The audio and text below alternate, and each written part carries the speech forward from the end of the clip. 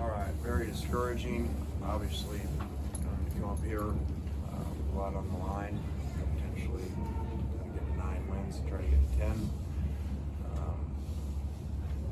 I know it'll probably sound crazy because the score we don't have. It didn't feel like we were came out flat. We didn't play well, but we were moving the ball. We just played really poor in the red zone. 2 touchdown passes called back, and we didn't tackle very well. So, it's an unusual stat line, but it just shows you the value of turnovers. You would have 700 yards of offense and rush for 463 yards in a game and lose by 2 scores. Just reminds you the value of turnovers, 3-0 in the turnover margin. So I give those guys credit. Senior night, they played really hard, ran the ball really well. Whatever it was, one team, we're 8-7 a carry, they're 7-8 a carry. So, unusual SEC numbers. So I give them a lot of credit. We kind of reverted back on defense, unfortunately, after playing decent last week and doing some good things against Alabama. Our issues showed again of not playing the ball outside, down the field, and then inability to stop the run. So I don't like the penalties. Very critical penalties, obviously. 4th and 9 touchdown, another touchdown, which is that game. You got those 2 touchdowns, obviously the game's very different. So it's extra penalty on defense on a 3rd down stop and notice.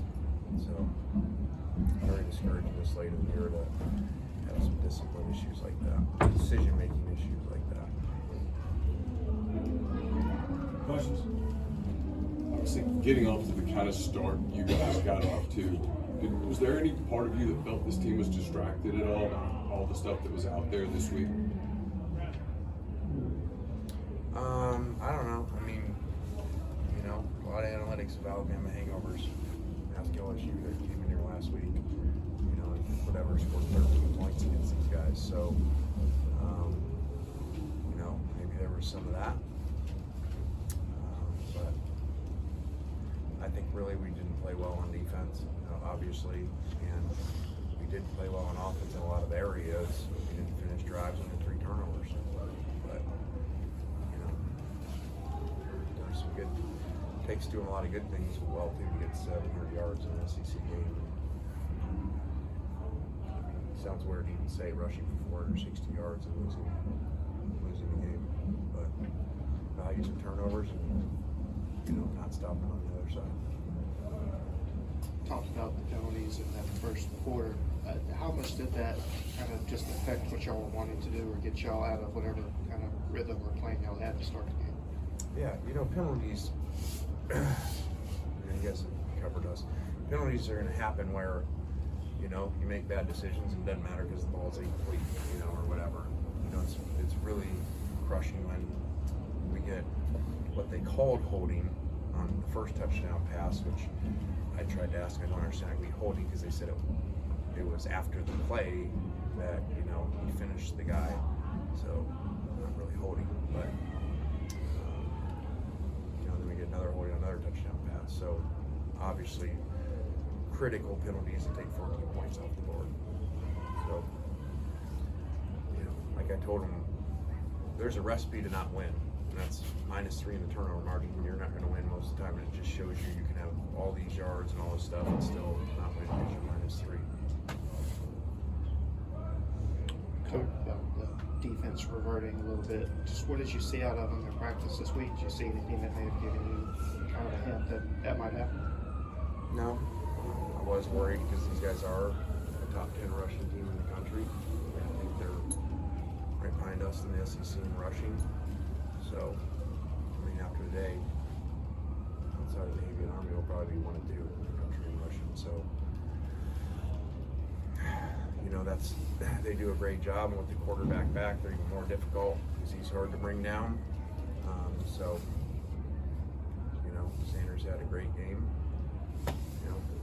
232 rushing, and again, how many SEC games have you covered with 3 running backs of over 200 yards in a game? The analytics, I bet that ain't very high. Maybe never. So, very unusual. Coach, you just touched on it a little bit, but what did you make of the performances of KJ Jefferson and Rocket Sanders? Great. I'm not saying they rested him. He was hurt, so it was certainly good for him to take a week off, because it sounded like he'd been banged up and not practicing much even in the game leading up to Liberty, and he didn't look very healthy in that game. So, they got him back healthy, and he's a load. They did a good job, and did a good job of giving his receivers chances in the red zone, and 3 different times the ball's up there and we don't make plays, and they do. And they got tall, long receivers,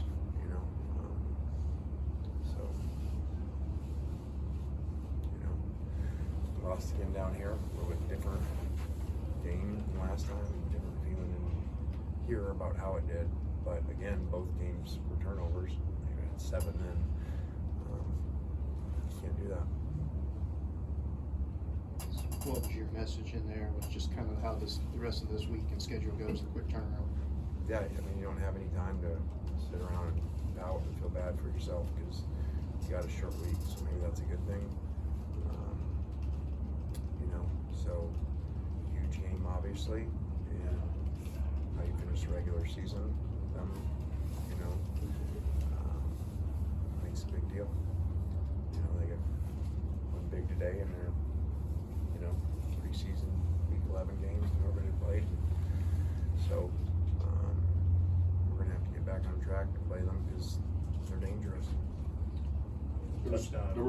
There were reports that Ole Miss extended you or presented you with a new terms of contract, that kind of thing. Can you comment on that? Yeah, I'm not getting into that. I never do talk about that stuff. And I'm very happy here. Not happy right now. It has nothing to do with me here. I have the doubt. I just really wanted to get to, 9-2 and get to 10-2 next week. So that's all I'm worried about. So very happy. With the very reports, appreciative of leadership here and stuff they do to give us a chance to win. with the reports out there that you're Auburn's #1 target, I know that's a lot of noise, but what does the future hold for you? What does the future hold for Ole Miss? Yeah, fair question. Like I said, I love being here. I don't want to look to next year already with the regular season game, but this is not one of those years where you say, we're going to lose all these guys. There's a lot of people coming back, and a lot of new guys offensively especially. So very excited about the future. So I don't know all that stuff out there, #1 stuff. Maybe they watch the first half, it wouldn't be #1 anymore. All right, we'll end on that. Anything else for Coach? All right, guys. Thanks, guys. What players in short?